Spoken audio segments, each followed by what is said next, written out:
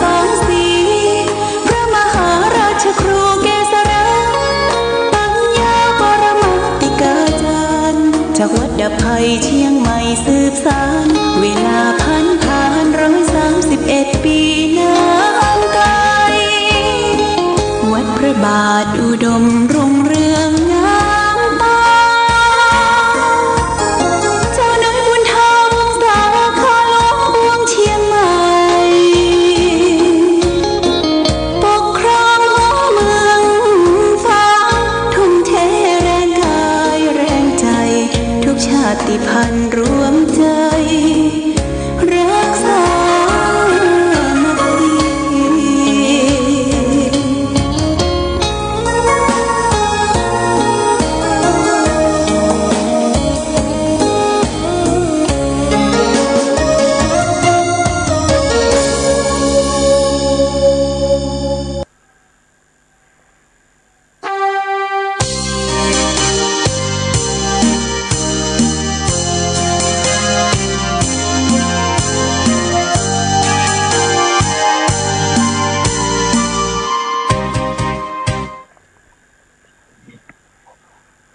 เรียนสุขศรัทธาสาธุชนญาติโยมพุทธบริษัททั้งหลายวันนี้รายการธรรมะประทีปต่างๆก็ได้มาพบปะกับพ่อแม่พี่น้องศรัทธาสาธุชนญาติโยมแห่งครั้งนี้วันนี้เป็นวันศุกร์ที่16เดือนกันยายนพุทธศักราช2565ซึ่งตรงกับเดือน12เหนือเดือน10ใต้แรม6ค่ำญาติโยมเดือน12เหนือแรม6ค่ำวันนี้เป็นวันศุกร์วันสุดท้ายของสัปดาห์และวันนี้จะเป็นวันเสียประจำเดือนญาติโยมเดือน12เหนือได้เสีย2วันเสียพุธกับศุกร์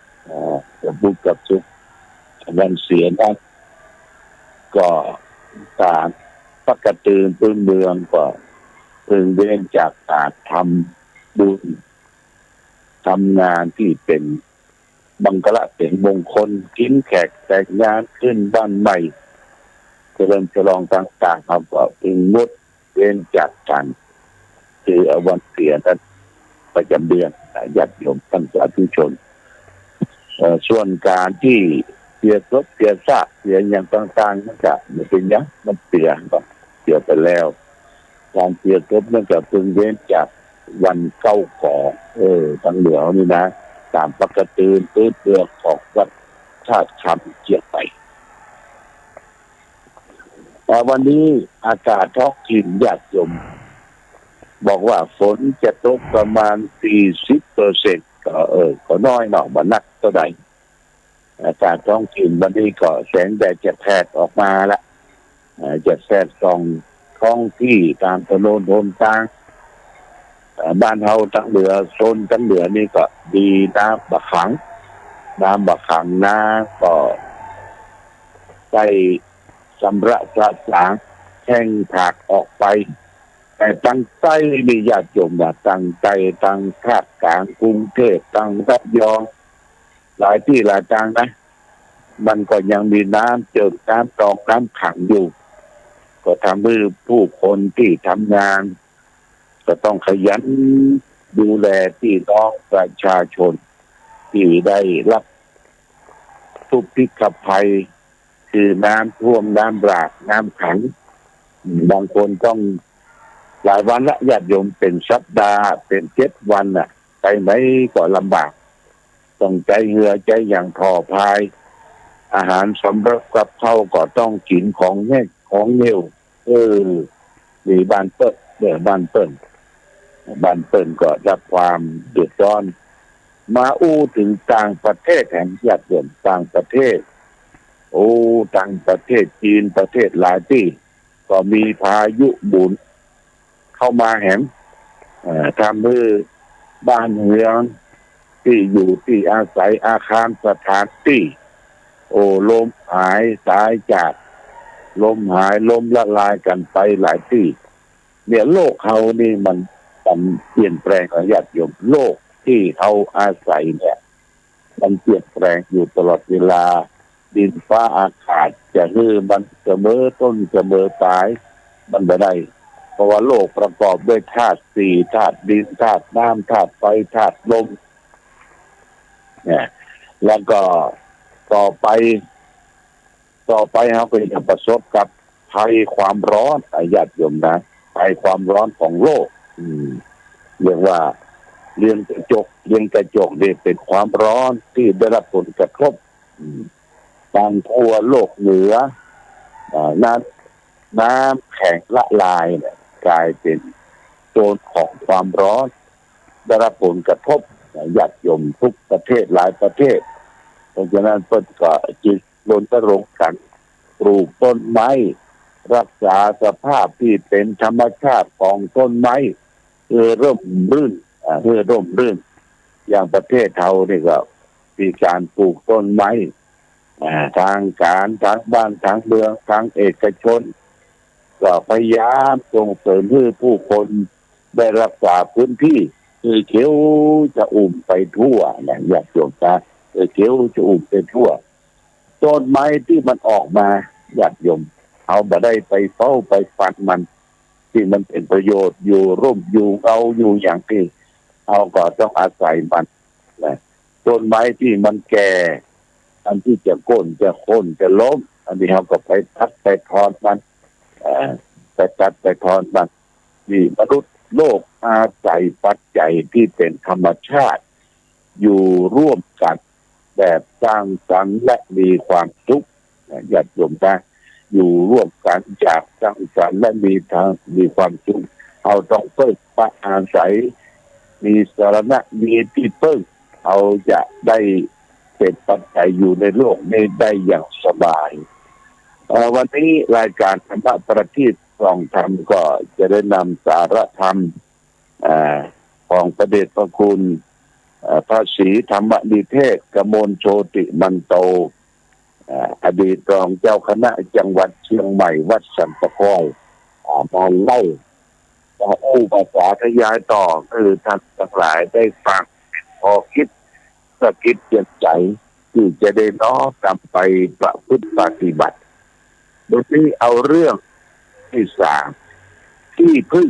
ญาติโยมที่พึ่งนั้นเป็นจะได้เอาเปิ้งภัยอย่างไรเขาก็ต้องฟังหลักคิดพิจารณาเพื่อจะได้นำมาใช้ประพฤติปฏิบัติกับตนกับตัวกับครอบกับครัวกับพี่กับน้องต่อไปเปิ้งก็บอกว่าการตามความเป็นจริงแล้วพวกเราเกิดมาเนี่ยต้องอาศัยเปิ้งพ่อเปิ้งแม่ต่อมาก็ได้มาเปิ้งครูบาอาจารย์แต่ว่าบิดามารดาครูบาอาจารย์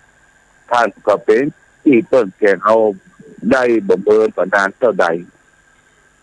บัดนี้ท่านก็จากเอาไปโดยปล่อยซึ่งเราเนี่ยต้องต่อสู้กับโลกไปโจรกับภัยของโลกต่อไปแม้บางท่านพ่อแม่จะทิ้งมรดกไว้ทั้งสังหาริมทรัพย์อสังหาริมทรัพย์คือทรัพย์ที่มันเคลื่อนที่ได้และเคลื่อนที่บ่ได้ไว้ให้กับลูกกับหลานมามากมายแต่ไหนเพียงใดก็ตามหรือจะทิ้งเกินรถไว้ให้ลูก4,000 ล้านก็ตามถ้าตัวของเอาลูกว่าเอาไหนเนี่ยเอาแต่เป็นแค่ตนแต่ตัวเดียวคนเดียวเอามาเผาผลาญทรัพย์สมบัติปัญญาบาดาลก็จะกลายเป็นคนทุกคนอนาถาคือเป็นคนสมีที่เพิ่งมาได้เพราะฉะนั้นบิดามารดาที่มองอ่านการไกลจิตยึดไม่สนใจมรดกทรัพย์สิน บิดาบรรดาที่เฉลียวฉลาดเปิดจะพยายามฝึกฝนอบรมลูกของเธอให้รู้จักรักผิดชอบตัวเองโดยการคือลูกๆรู้จักเติมตัวเองคือโดยใจสติใจปัญญาคือการศึกษาเพราะว่าชื่อว่าพ่อแม่จะแตกกายทำลายไปแล้วก็ตามเขาก็สามารถอยู่ในโลกนี้ได้เพราะสามารถพึ่งตัวเองได้ฉะนั้นพระพุทธเจ้าจึงตรัสไปว่าอัตตาหิอัตโนนาโถตนแลเป็นที่พึ่งของตนอาศัยเหตุที่ผู้มีปัญญาก็ต้องพยายามทำตนคือเป็นที่พึ่งแก่ตนอย่าไปหวังเพิ่งอาศัยคนนั้นคนนี้มากจนเกินไปเพราะการเพิ่งคนนั้นคนนี้เพิ่งมาได้นานการที่คนเราจะเพิ่งได้ตลอดไปวันฝึกฝนทำตนให้เป็นที่พึ่งของตนก็คือพยายามทำตนให้เป็นคนดีคือมีคุณธรรมคนเราเมื่อได้ดีมีดีอยู่ในตัวแล้วจึงได้ชื่อว่าเป็นคนดีเพราะมีคุณธรรมแล้วเป็นคนรักทิศตกน้ำบ่ไหลตกไฟบ่ไหม้นอกจากเป็นที่พึ่งแก่ตนแล้วก็ยังเป็นที่พึ่งแก่ญาติพี่น้องวงวานญาติมิตรเป็นที่พึ่งของคนห้าเขานี่คือลักษณ์ของคนก็คือมีคุณธรรมเป็นที่พึ่งของตนเองทั้งเองที่ญาติโยมนี่อัตตาหิอัตโนนาโถโกหินาโถปโรจิยาตนแลเป็นที่พึ่งของตนใครเล่าจะมาเป็นที่พึ่งแก่เราได้เป็นธรรมะคำสอนเป็นข้อคิดอย่างนี้ใจฝากไว้ในเจ้านี้คือเอาและท่านทั้งหลายได้รับทราบได้เรียนรู้ได้พิจารณาบางคนญาติโยมมันงอมืองอเท้าทุกสิ่งทุกอย่างจะรอที่จะหาที่เพิ่มกับคนอื่น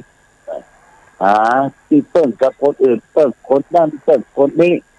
บ่เพิ่มตัวเองญาติโยมกันก็แม่ฝึกฝนอบรมเอามาสุขตั้งตรงเรียนให้รับการศึกษาแต่ที่จะเพิ่มตัวเองได้แบบนี้บัตรธรรมได้สื่อสารเข้าของสัมปติของพ่อของแม่ไว้แทนที่จะให้มันออกมันเลยใบอย่างอ่านสักกับสิขายเอาไปเป็นนักเล่นการพนันไปเป็นนักเล่นสุราไปเป็นนักเล่นผู้หญิงคบคนทั่วเป็นอย่างนี้เป็นต้นในญาติโยมเข้าของทั้งหลายก็อันตรายสิ้นไปหายไปนี่เพราะเขาบอกเพิ่งตัวเองญาติโยมก็เพิ่งตัวเองเอาด้านเอานี่มาเป็นสละเป็นที่เพิ่งเพราะฉะนั้นต้องมองดูตัวเก่าก้มดูตัวเก่าว่าเขาอยู่ในปัจจุบันเนี่ยเขาเพิ่งตัวเองได้แค่ไหนมากน้อยแค่ไหนในญาติโยมอันที่เขาเพิ่งตัวเองได้แล้วว่าลำบากบรรทุกใบยากประการใดเขาก็ต้องคือปัจจัยต่างๆเป็นระดับเป็นที่เพิ่งแก่ญาติพี่น้องวงวานญาติมิตรที่เขาทุกข์ทนลำบากอยากกันเขาก็ต้องแบ่งปันสิ่งที่เป็นบุญมาวาสนาช่วยที่เขาสืบสานจากไว้เนี่ยก็แบ่งปันกันไปเนี่ยสร้างสรรค์ความสุขให้เกิดมีขึ้นกับโลกใบนี้กับสังคมในปัจจุบันญาติโยมทั้งสาธุชนทั้งหลายเพราะฉะนั้นการเพิ่มตัวเองเป็นหลักสำคัญแต่เขามีหลักสำคัญก็ต้องมีหลักธรรมญาติโยมหลักธรรมที่ประจำคิดประจำใจของคนเราก็คือมีความขยันปัดเพียรในการทำงานทำเวียกทำการเมื่อมีความขยันปัดเพียรได้เก็บได้เกิดได้ทองเก็บไว้ก่อนเอาเงินทองปัจจัยที่ได้มาลงทุนลงแรงคือมันก็ทำเลย4นี่ก็ตั้งใจที่จะ ทำบุญเพื่อแก่บรรพชนแก่พ่อแก่แม่แก่ญาติพี่น้องวงวานญาติมิตรสัมพันธวงศาอย่างที่เขาได้ทำกันมาเนี่ยเป็นการถูกต้องแต่ญาติโยมจ้าทำบุญเพื่อพ่อเพื่อแม่เพื่อญาติโหโยติกาครูบาอาจารย์ที่ล้มหายตายจากไปแค่อย่างจะไปกินข้าวหายตัดโบราณบอกว่ากินข้าวหายตัดเนี่ยมันบอกเพื่อแพ้ภัยญาติโยมกันกินข้าวหายตัดคือมีกองข้าวมีหายข้าวละตลอดกินข้าวหายตัดเราเพื่อแพ้มาดูแลภัยเอาตัวรอดเป็นฟันนี่เป็นคนหักแก่ตัวคนหักแก่ตัวหักแก่ได้นี่องค์พระเต้าไทยสัมมาสัมพุทธเจ้าบอกว่าเป็นคนไม่สะอาดว่านะเป็นคนแต่สะอาดนะคือคนหักแก่ตัวนี่เป็นคนไม่สะอาดเพราะฉะนั้นเอาจะสะอาดบริสุทธิ์ใจกายของเราเนี่ยก็คือเสียสละเป็นที่เพิ่งแก่คนอื่นเขาอย่างที่เป็นต้นเกิดศรัทธาสาธุชนญาติโยมทุกท่านวันนี้ก็เป็นวันแรม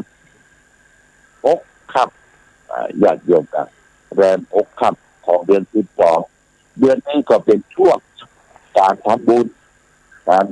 กินข้าวสลักสะพัดวัดนี้ก็ยังทำอยู่อย่างตะวันนี่ก็วัดสีบุญเรืองวันนี้ก็แตงตาของวัดสีดอนใจก็พัดกันไปในญาติโยมจนกลัวจะสิ้นเดือน12การทำบุญการเข้าสลากการแทนการจดเกินเรือแต่วัดวาอารามใจที่สะดวกได้การทำบุญสุดการนั้นก็ขออนุโมทนากับทุกวัดทุกวาอารามที่ได้ทำบุญสุดการเพื่อจะพ่อแม่บรรพชนครูบาอาจารย์เทวบุตรเทวดาเทพาอาหักทั้งหลายที่เป็นสิ่งที่เขาจะต้องตอบแทนเรื่องที่ตอบแทนคุณเพื่อจะไปกินข้าวหายตัดให้ตักดอกเพื่อแพ้ไปที่ตัดโยมนะกินข้าวหายตัดให้บอกเพื่อแพ้ไปเป็นคนที่ใช้โอบอ้อมอารีคิดเพื่อแพ้แก่บุคคลอื่นบุคคลอย่างนี้เป็นบุคคลสำคัญอย่างองค์สมเด็จพระสัมมาสัมพุทธเจ้าเนี่ยพระองค์ได้สละทุกสิ่งทุกอย่างออกทรงสันโดษออกทรงบวชบัดนี้ข้องในวัฏสงสารสละราชสมบัติจนได้ค้นคว้าสัจธรรมคำสอนที่เขาได้สืบมาเป็นบวรบ้านวัดตรงเรียนด้วยความรักด้วยมีคุณธรรมจนถึงปัจจุบันนี้เพราะบุคคลอื่นที่ได้เสียสละบ้านเมืองเขาก็เหมือนกันถนนหนทางที่อยู่ที่พักที่พาอาศัยวัดวาอารามการปลูกรุ่งเรืองมาได้จนถึงปัจจุบันเพราะมีคนอื่นการก่อนได้ทำมาก่อนแล้วได้พัฒนาได้ดูแลได้สร้างได้สานได้บุกได้เบิกคือเขาได้มาเป็นที่เปิ้ลเพราะฉะนั้นเขาได้รับที่เปิ้ลแล้วก็คือเปิ้ลตัวเองต่อไปจนกว่าชีวิตจะหาไปอย่างนี้เป็นต้นเอาละญาติโยมทักษาทุกชนวันนี้ได้มาพบต้องขออนุโมทนากับคุณบุญดีแสงจันทร์ชัยประการอันนี้ก็ได้โทรศัพท์มาบริจาคปัจจัยบำรุงสถานที่แห่ง100 บาทได้โอนเข้ามาขออนุโมทนาสาธุมาณโอกาสที่โดยขอความผาสุขความเจริญจงมีแก่ศรัทธาสาธุชนญาติโยมผู้ฟังติดตามรายการธรรมะประทีปส่องตาทุกท่านทุกวันเราจะเป็นสิ่งที่เราได้รับความรู้ความเข้าใจบำรุงจิตใจของเราเนี่ยมันผ่อนคลายคือมีแต่ความสุขความเจริญตอนเจ้าเขาก็เปิดตั้งแต่6 โมงเช้าไหว้พระสวดมนต์เช้าตอนค่ำก็18 นาฬิกาไหว้พระสวดมนต์เย็นวันนี้ภาคกลางคืนญาติโยมวันศุกร์วันนี้ก็จะได้มาพบกันต่อไปเอาละวันนี้รายการธรรมะประทีปส่องตาได้มาพบญาติโยมทั้งสาธุชนทั้งหลายก็พอสมควรแก่กาลเวลารายการธรรมะประทีปส่องตาต้องขอลาก่อน อผู้ฟังจงตั้งมั่นเจตหันษาด้วยธรรมะขององค์พระพุทธาได้นำพาให้เกิดความสุขสงบเย็นขอเจริญพร